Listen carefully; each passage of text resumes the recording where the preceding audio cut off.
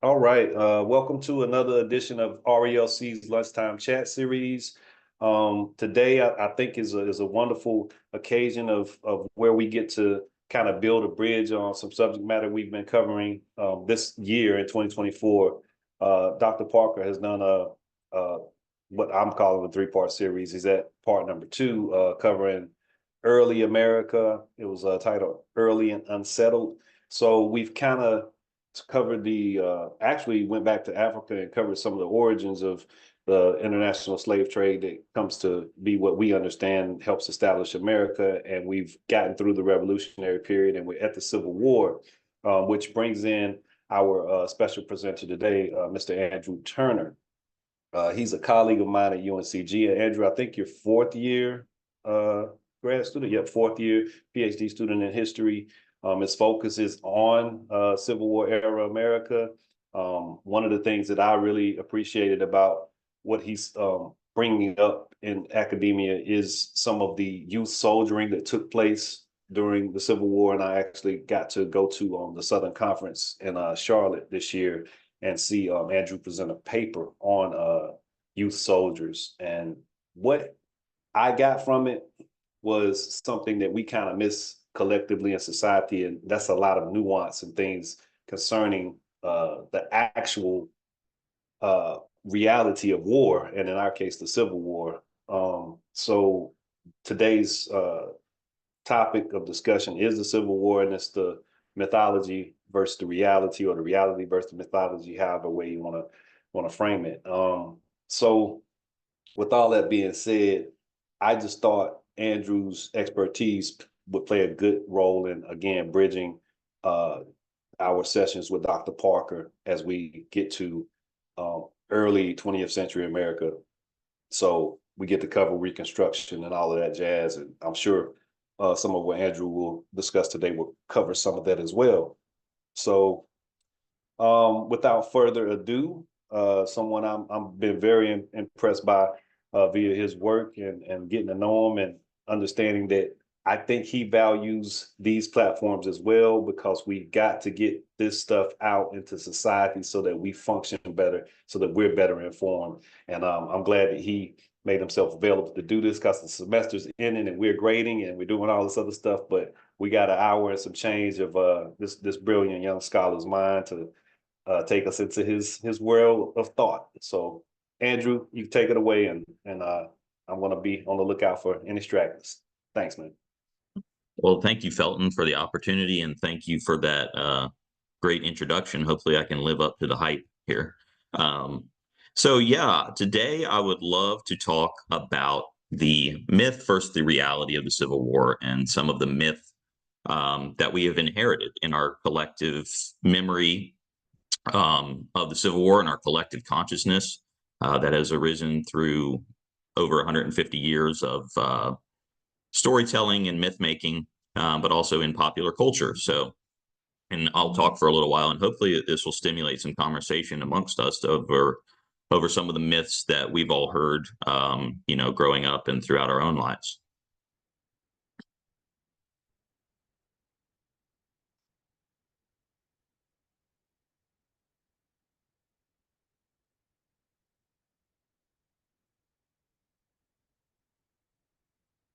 All right, so we'll start here. The Civil War, the mythology versus the reality. You can see here I've got two pictures juxtaposed that kind of summarize where we'll be going. We see the ball scene from Gone with the Wind, 1939 film, versus a Civil War field hospital where the reality of human suffering occurred.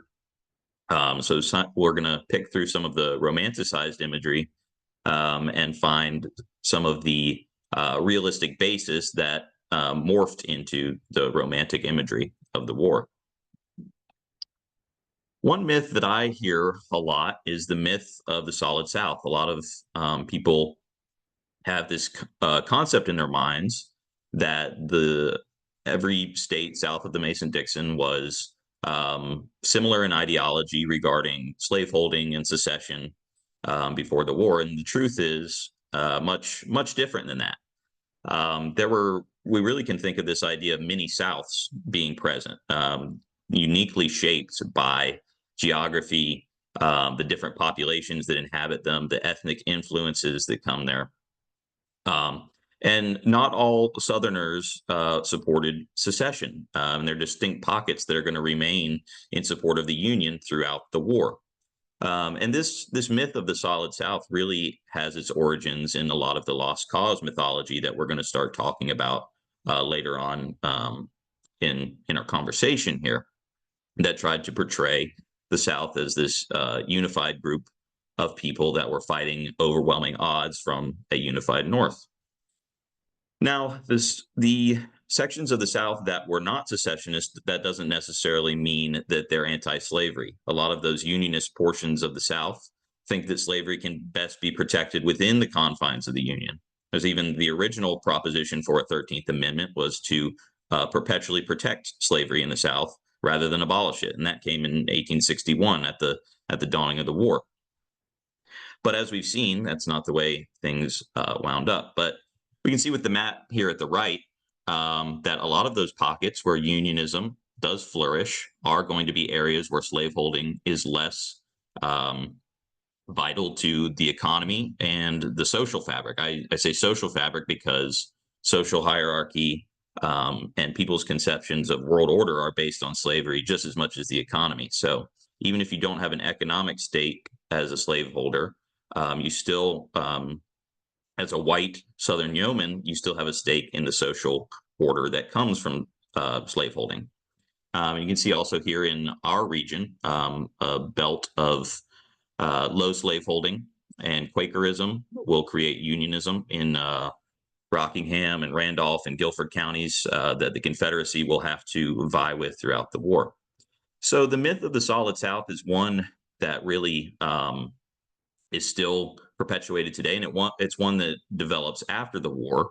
A lot of states that were very pro-union during the war, such as sections of Kentucky and Missouri, they solidified themselves with the South after the war when they see new directions the country is going.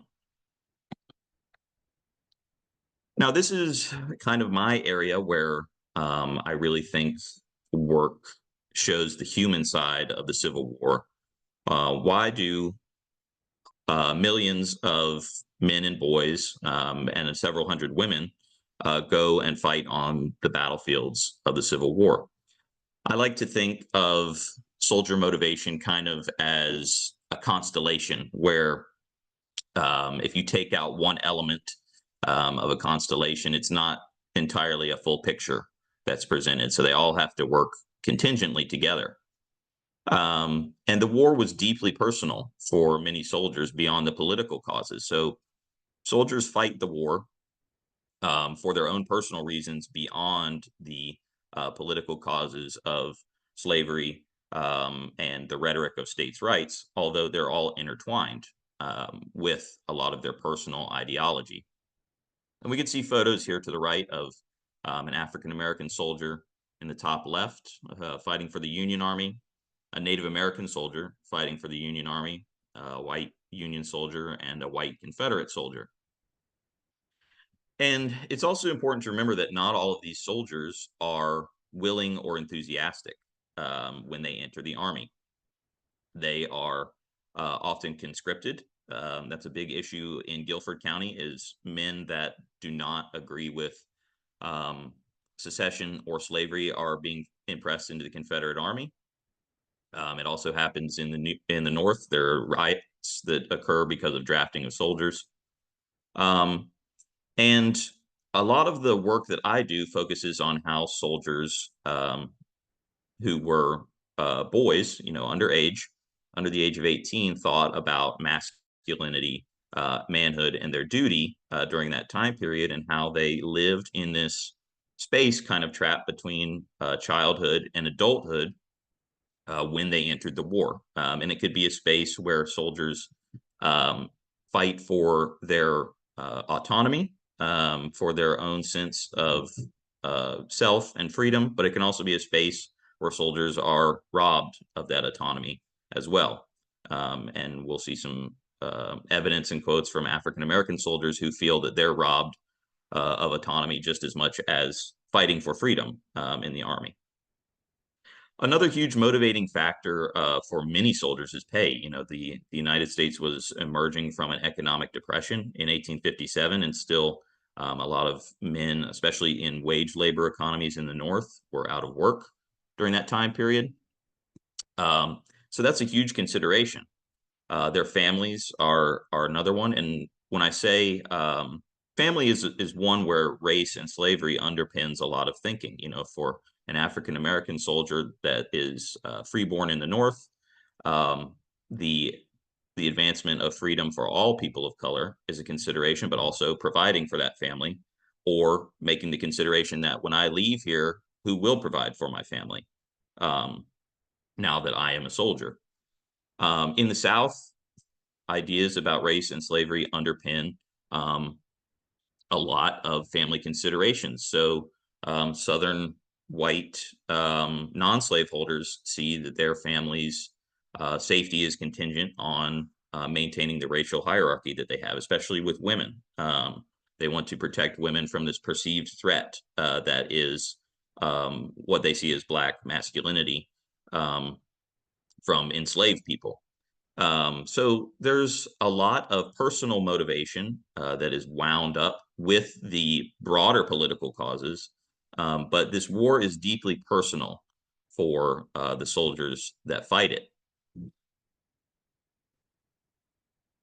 And here's a myth that has gained lots of attention in the last several years, and that's the myth of Black Confederate soldiers. Now, a lot of people that try to divert attention from the fact that the Confederacy was fighting to maintain race-based slavery and white supremacist hierarchy, try to point to this fact that we see um, African American and men of color in Confederate uniforms.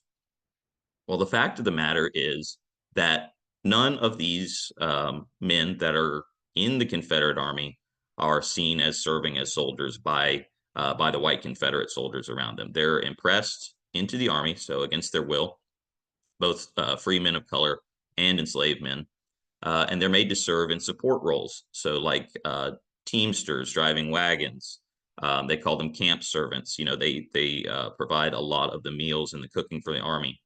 They serve as hospital stewards a lot, so they actually are experiencing some of the most horrific elements of warfare when they see all of these men and boys that are physically disabled and destroyed. And they serve in a variety of other roles. Um, and we see photographs here to the right. There, the top is a young boy. To the left, a young white slaveholder named Andrew Chandler, and his enslaved body servant that went to war with him, named Silas Chandler. Andrew Chandler was only 17, so Silas, an older man, was sent away as his caretaker to take care of this boy that was trying to shoulder the responsibilities of manhood, but was seen as not even being able to take care of himself. So he was simultaneously supposed to have mastery over an enslaved Black man who was also taking care of him because he wasn't seen as able to take care of himself yet. So we see one of the paradoxes that kind of emerges from slaveholding and that boundary between youth and manhood. I think the picture at the bottom, which is three young Confederate officers, best illustrates the roles that these quote unquote Black Confederates are placed in. There, you see in this image, he's placed in the background of the photo. He's placed in a role where he's performing a service for these white Confederates. And that is really the reality of Black Confederates. Now, I have a quote here that I've included from Martin Jackson, who was a young enslaved boy. I hope, Felton, can we see the full quote, or is my sharing blocking? It looks full to me. I think Okay. everybody else can co-sign. It ends with youth and press. Yeah, it ends with him. His name is the quote. Yeah, at the end of the I didn't quote. know if the video boxes were showing up on everybody else's screen or not. So Martin Jackson, not only, well, he's a 16-year-old enslaved youth who's impressed in the Confederate Army along with his father. not only does he have to navigate the oppression of white enslavers, but he also has to navigate the denial of his autonomy from his father. Um, Jackson wants to escape the Confederate Army and join the Union Army like he sees other boys of color doing, but his father advises him not to because he thinks that they're going to have to build a life in the South after the war among ex-Confederates. So he really denies a lot of the attempts at autonomy that Martin Jackson wants to make for himself. And Martin Jackson goes on in this quote in this interview to talk about how he simultaneously wants the Confederacy to be defeated, but does not want everyone in this command of soldiers that he's with to be killed because they're people that he's grown up around. So he has this internal battle of conscience where he wants the Confederacy to be defeated, he wants to be free, but his emotional attachments to some of the people that he's with want that to happen without all of their death. So I think this quote from Jackson really illustrates a lot of that nuance that Felton was talking about when we see these young boys that are impressed into the army and have to navigate not only the authority of white enslavers, but also their own parents. A myth that, or I guess I should say a debate that has emerged recently is whether the Civil War was fought using outdated tactics. If you go to most battlefields today or historic sites, you'll see that there will be a presenter usually that will talk about the massive casualties from the Civil War come from them using rifled weapons, rifled muskets, while using tactics from the late 18th century. So they fight in lines of masked men marching together like we see here.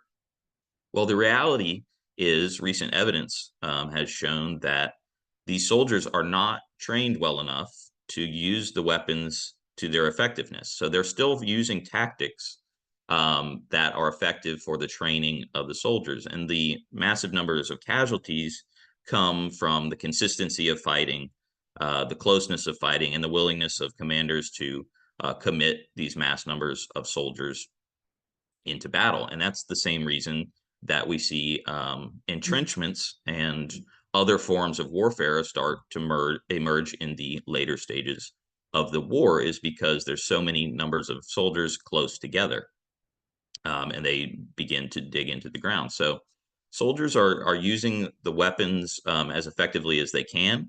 The long lines of these close ordered men become ways to easily train the soldiers that sometimes are going into combat 1 or 2 weeks after their entrance into the military.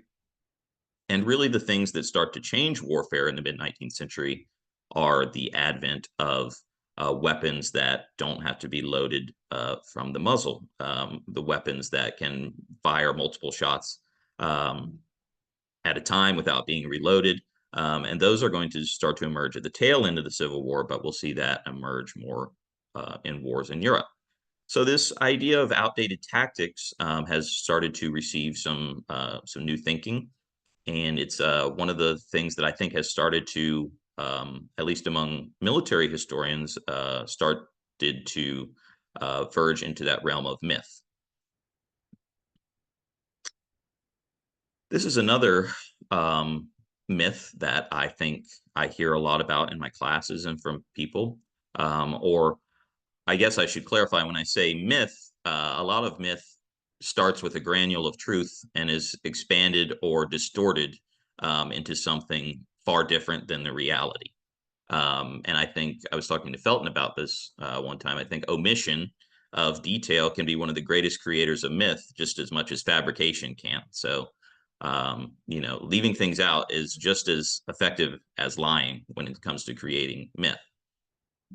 So Confederate emancipation, this is another myth that a lot of people that try to justify the actions of the Confederacy lean on. And the reality is the Confederate government issues legislation in March of 1865 that will emancipate men of color who want to enlist in the Army.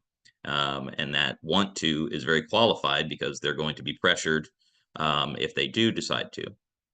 And the reason the Confederacy decides to pass this legislation is because they think if we sacrifice um, or if we free a small portion of our enslaved population, we will be able to A, achieve Confederate independence, and B, save the majority of enslaved people to maintain in a state of bondage.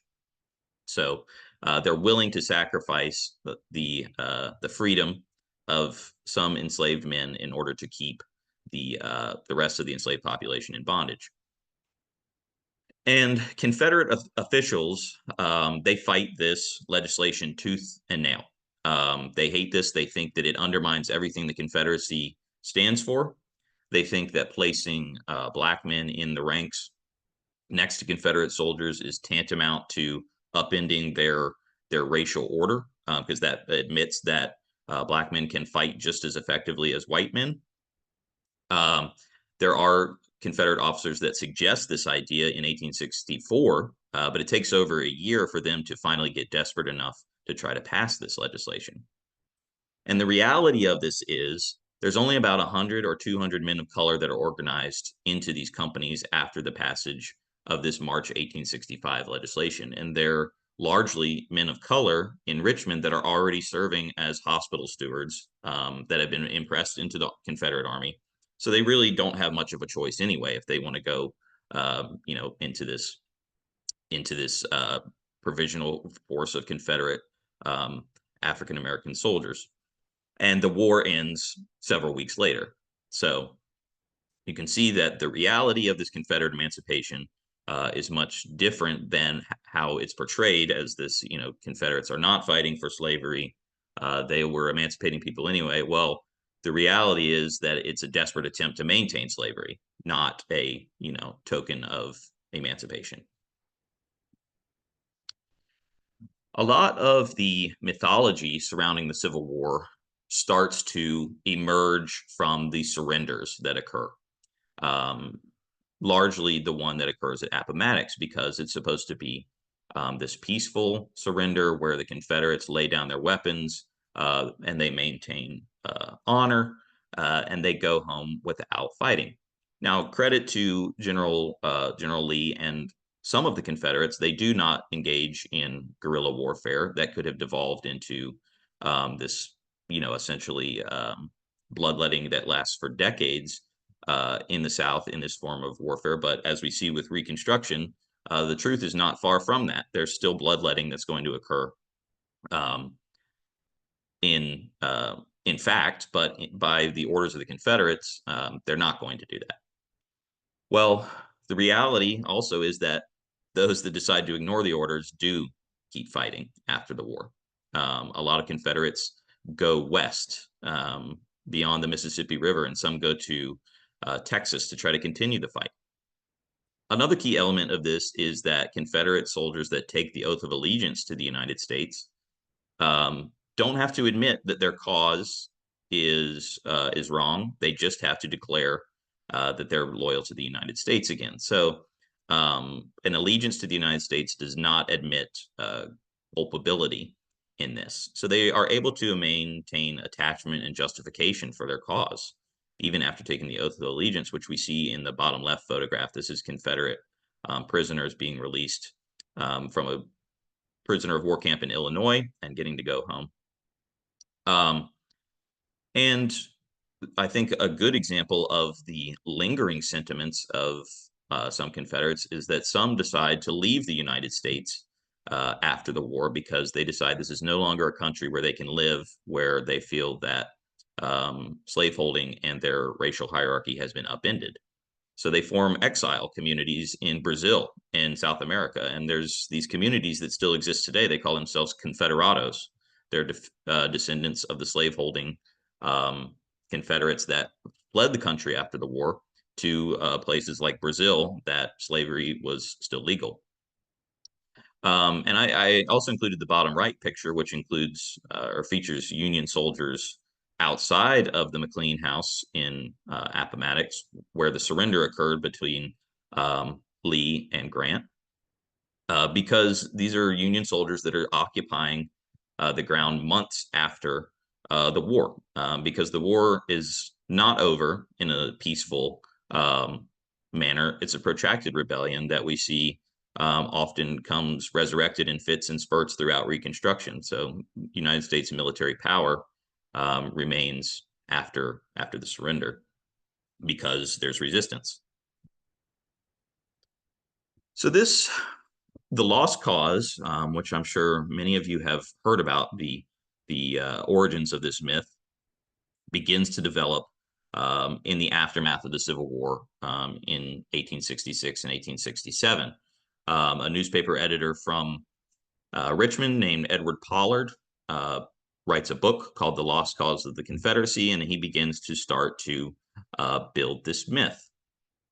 Now, the tenets of the lost cause, you can see listed here, they try to essentially rewrite history over the decades after the Civil War, and say that the Confederacy did not fight for the preservation of slavery, but it was for states' rights. They tried to link the cause of the Confederacy continually to the American Revolution by having this idea of independence intertwined with it.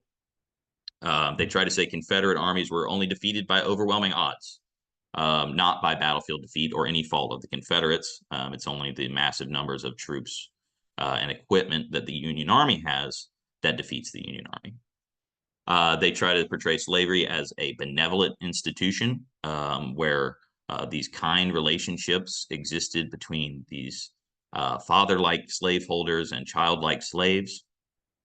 And they say any story that falls outside of those bounds of enslaved people being abused, well, that's an outlier. They try to portray that as abnormal. Like I said, the Confederate soldiers and generals retaining their honor in defeat, that myth starts to emerge from Appomattox. Robert E. Lee is placed as this on this pedestal, quite literally, in many monuments, as this figure that's infallible. And one of the key elements, too, Southern women become integral to the keeping of the lost cause tradition. And they try to portray all Southern women as supporting the Confederate war effort with unfailing loyalty, when the reality is many of the women, even within major slaveholding regions, do not support the war because it's destroying their home lives. They are running out of food. We can see in this illustration in the top left, this is a riot of Southern women during the war that want the war to either be ended or them to be given more food because all the food's going to the Confederate Army.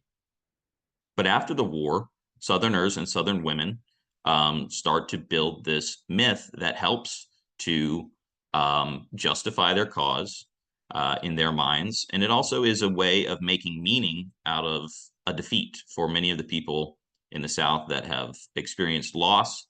It's hard for them to reconcile in their minds that they've experienced so much loss, trauma, for a cause that was in preservation of white supremacy and slavery. But this lost cause mythology comes to blend well with the goals of ex-Confederates after the war, when they do try to reinstate the order that they had before the war in a different format.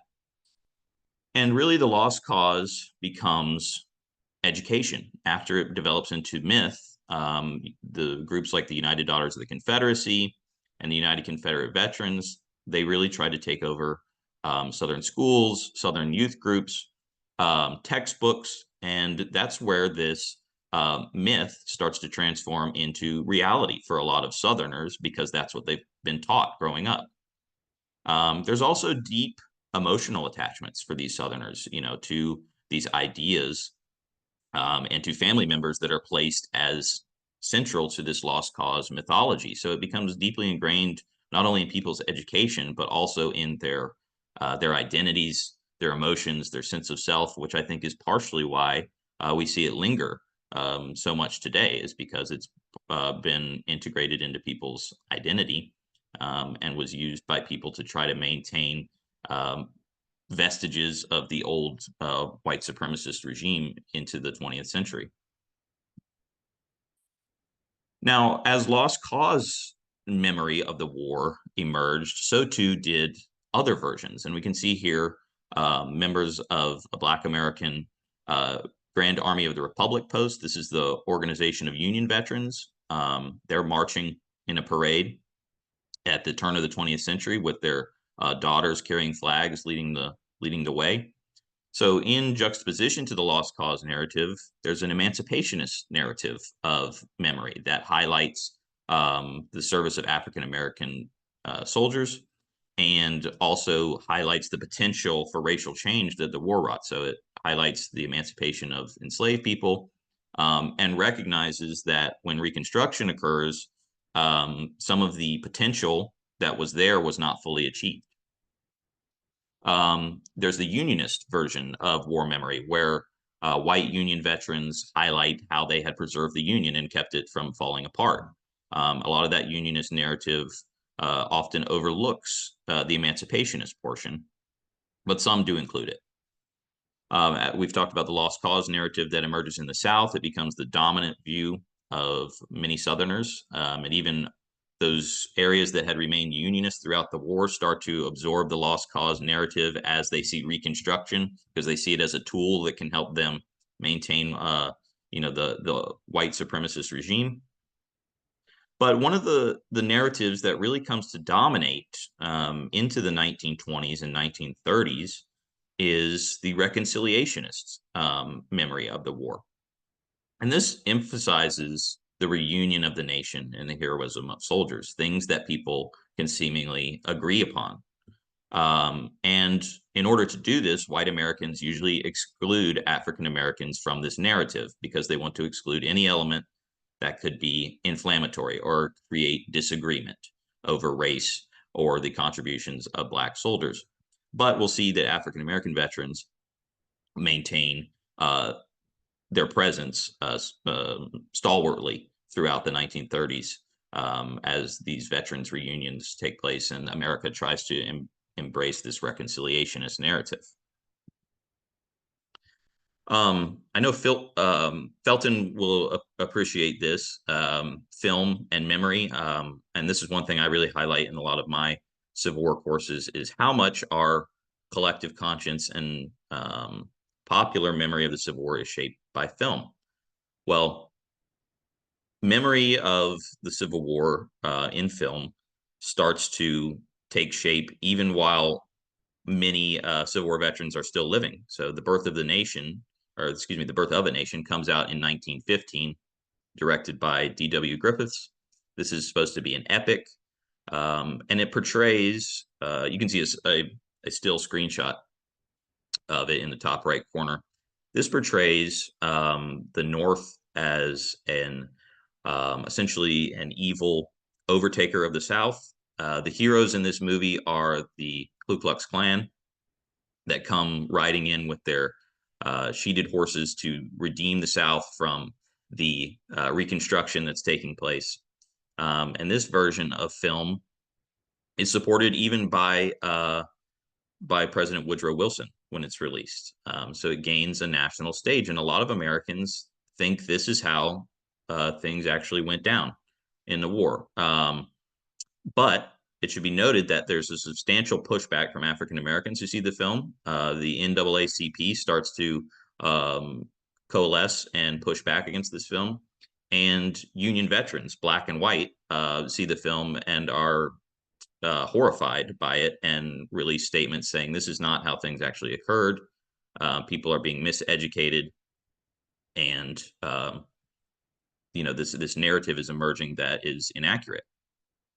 Another film that kind of is less, I would say, less antagonistic in its narrative, but as equally distorting is Gone with the Wind. So it transforms that hostility of the Birth of a Nation into romance.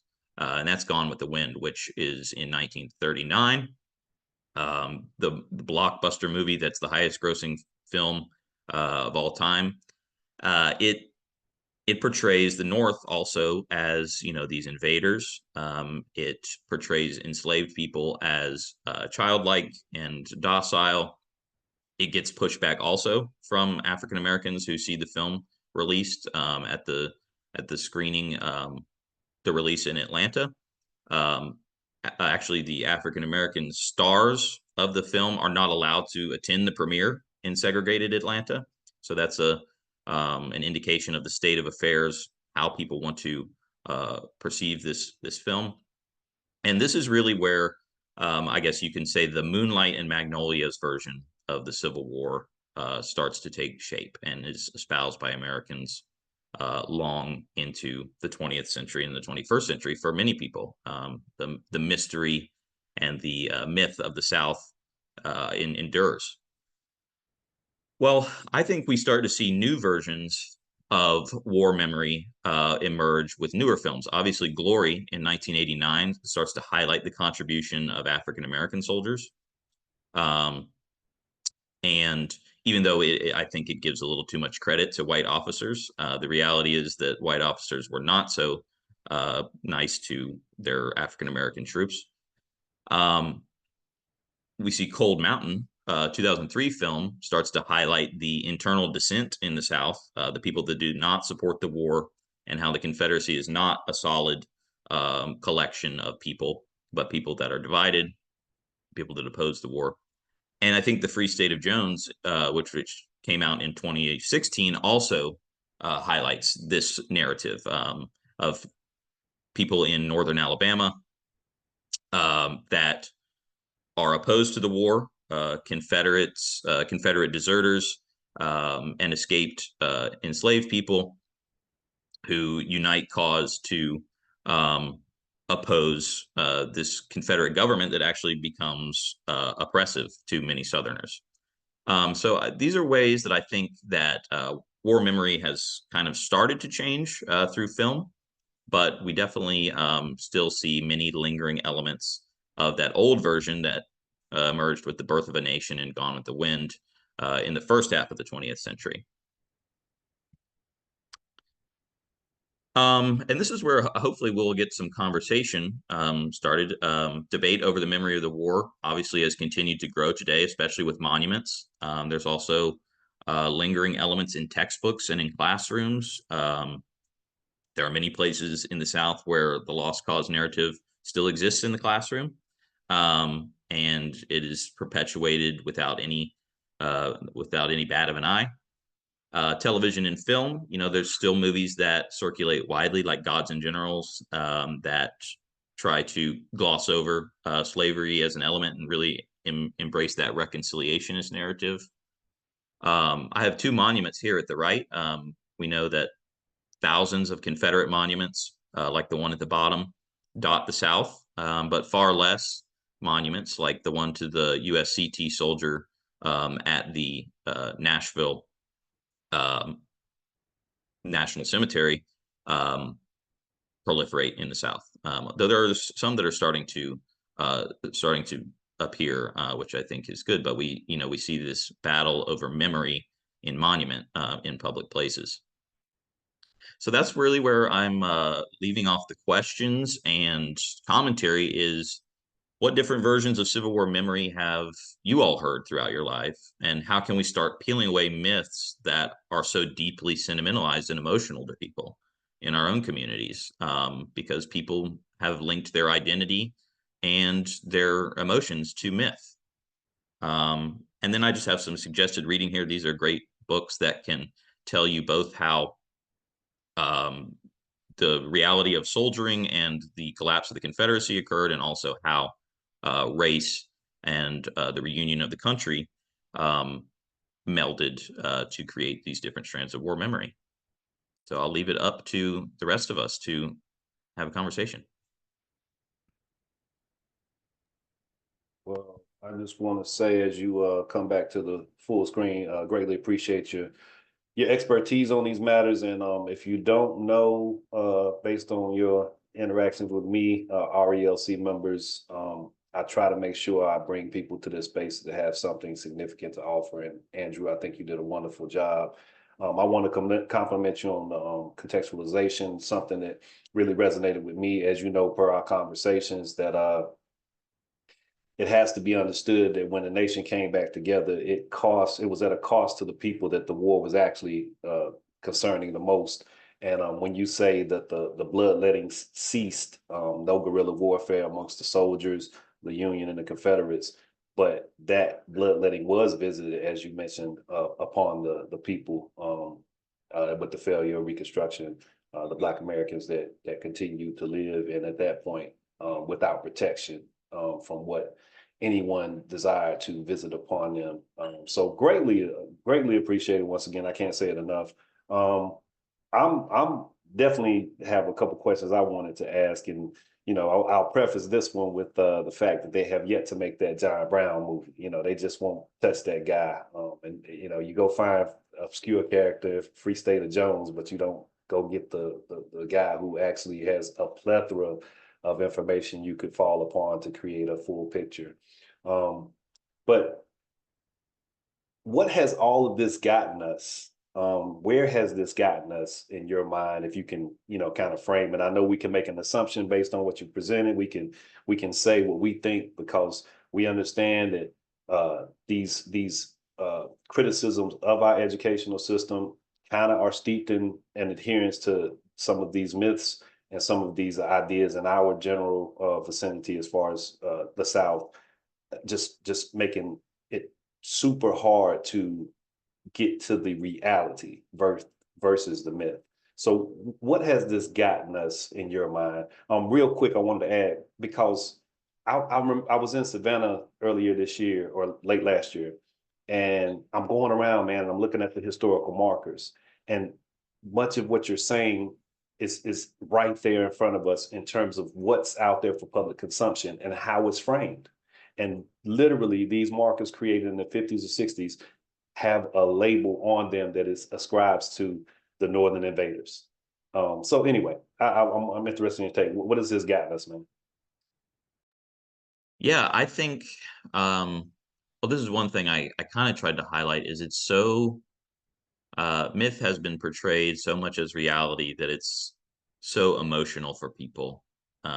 Southerners that have grown up with it, white Southerners, that they can't let it go. It's become so ingrained in people's identity, attachment to ancestors they never knew, people they may never have even liked to be around, and things like that. And I think that's kind of the unspoken and untouched issue in my mind. Also, I think, Felton and I talk about this often, is the attempts to correct this narrative have come from scholars who are sort of insular, and hang out just in academic circles instead of talking to more people, about, where things stand. And I'm interested in finding ways to talk to other people about, how Southerners can let go of emotional attachments,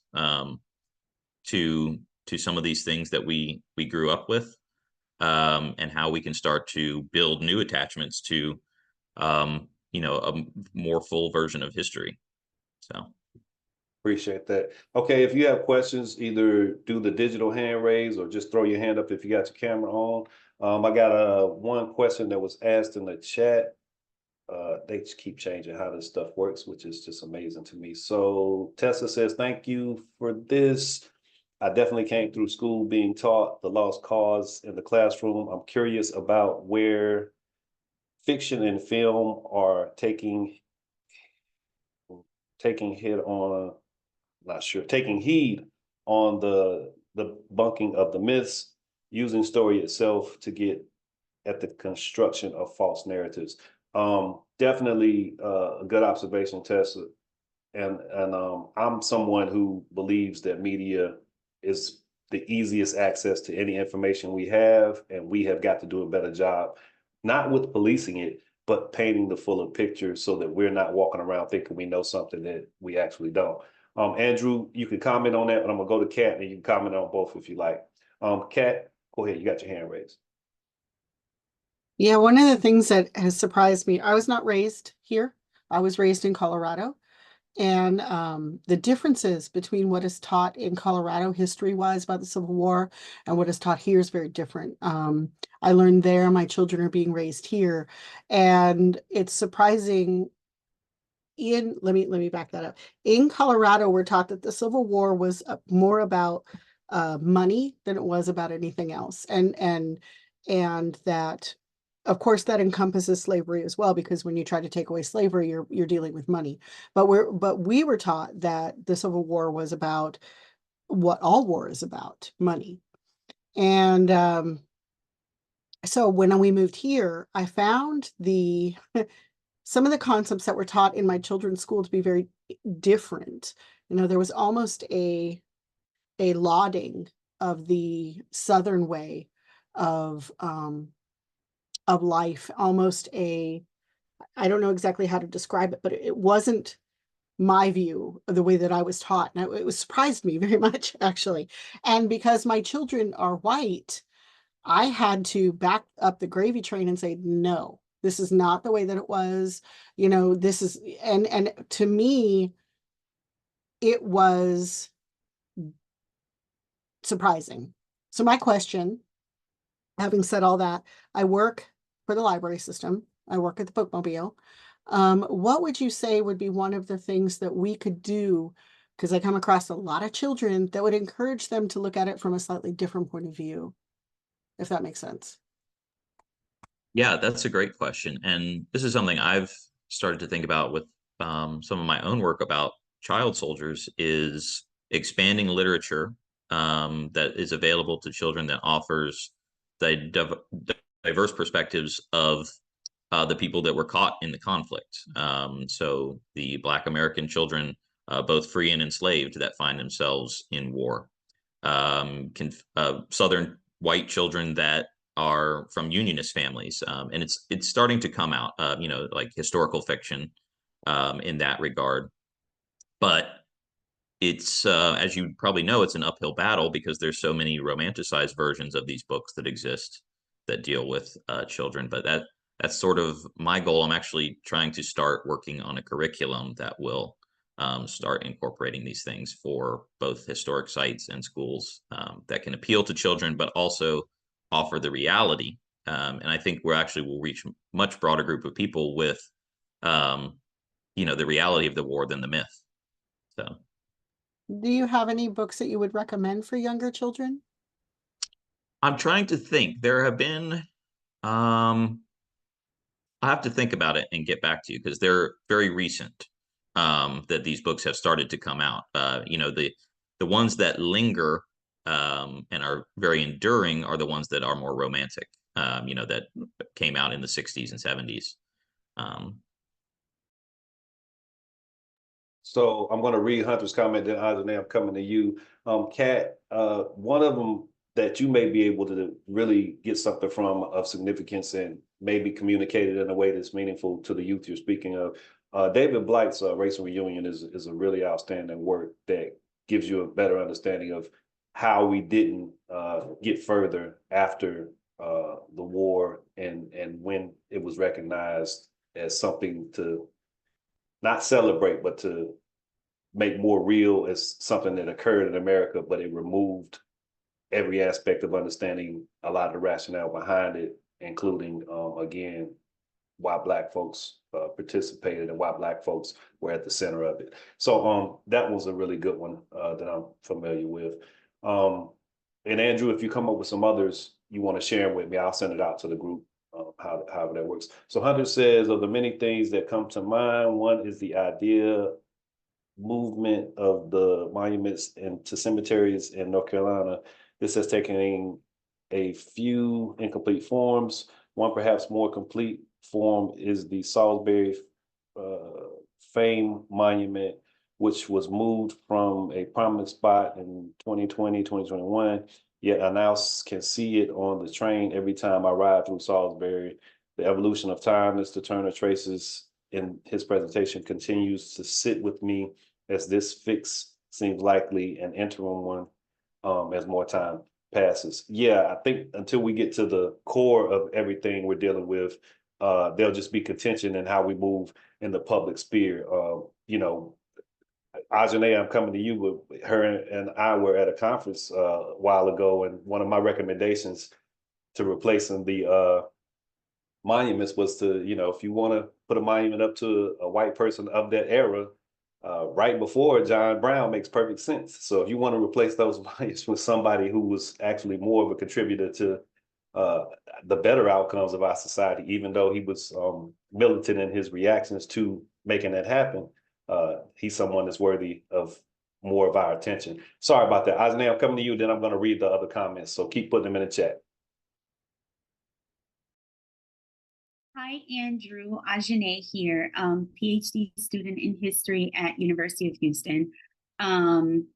Being a North Carolinian and a Southern Black woman transplanted into the nation of Texas, I have found that a lot of people are not fully grasping the way that your project is emanating right now to DC, to state representatives, etc.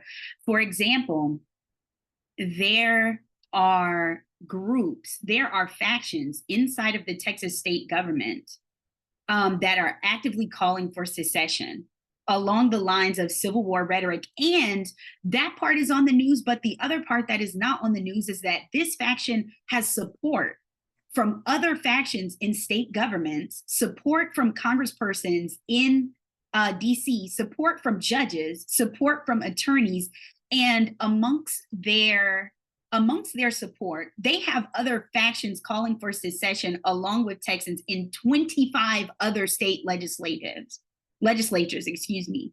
And so my question to you is, I want to know your thoughts on what are some of the key ways that these myths surrounding the US Civil War, how are these driving political activism on both sides right now, today? Yeah, that's a great question. And I see it the most, and especially in the context of secession, with the states' rights rhetoric that is so ingrained in people, because the basis of states' rights, which is states' rights to maintain slavery, has been stripped away from the narrative.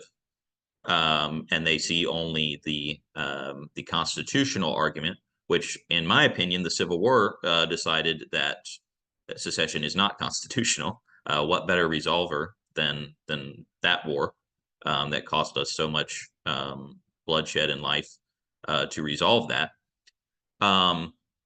And I think about this often. You know, I've thought about doing a panel on are we headed for another civil war, which a lot of people talk about. And I think the reality is, as long as we can stay within the confines of discourse and maintain, you know, constitutional and political debate, we will be able to avoid it. It's when people become extra legal. This is just my opinion too, because there are always times for extra legal action that are nonviolent, in my opinion. But the Civil War is when we see people starting to work without the frame of government, that, you know, things start to disintegrate. But it's tough. It's, you know, that's tough to say because there are people working within government to try to break it up. But I feel like if more people were aware of the resolving of the constitutionality of secession, that, you know, that war settled that it's not an option. If you're a part of the United States, yeah, I feel like if more people knew about that, and unfortunately, it's intertwined with that states' rights rhetoric.